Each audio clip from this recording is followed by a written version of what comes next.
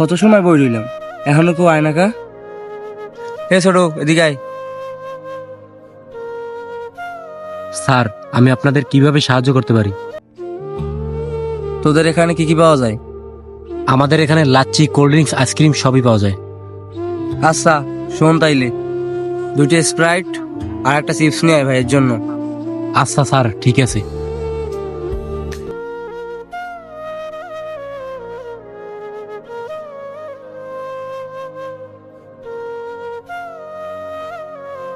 আচ্ছা স্যার, আর কিছু লাগলে বললেন।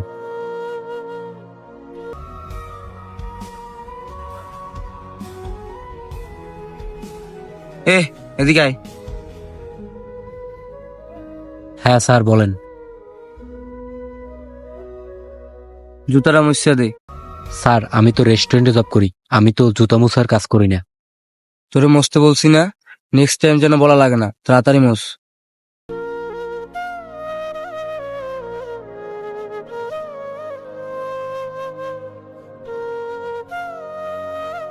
ভাই চলেন। স্যার, আপনাদের বিল হচ্ছে 250 টাকা। তুই আমার চিনোস? তুই আমার কাছে টাকা চাইছস? স্যার, আপনি কে তা আমার জানার দরকার নাই। আপনার বিল হচ্ছে 250 টাকা, আপনি বিল দিয়ে চলে যান। ও, তোর বিল না? আমাদের কাছে তো ভাঙতি নেই, চল ওইদিকে যাই দিতেছি।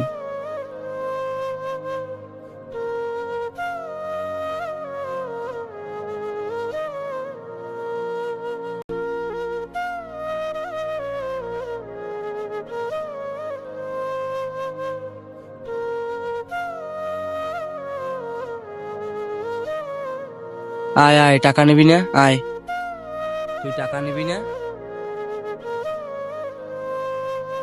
তোরে আমি 1 মাস ধরে ফলো করতে যাচ্ছি, তুই সব জায়গায় চাঁদাবাজি করস। তোর নামে থানায় মামলার অভাব নাই। আজকে তোকে হাতের কাছে পাইছি, আজকে তোকে থানায় নিয়ে যাবই।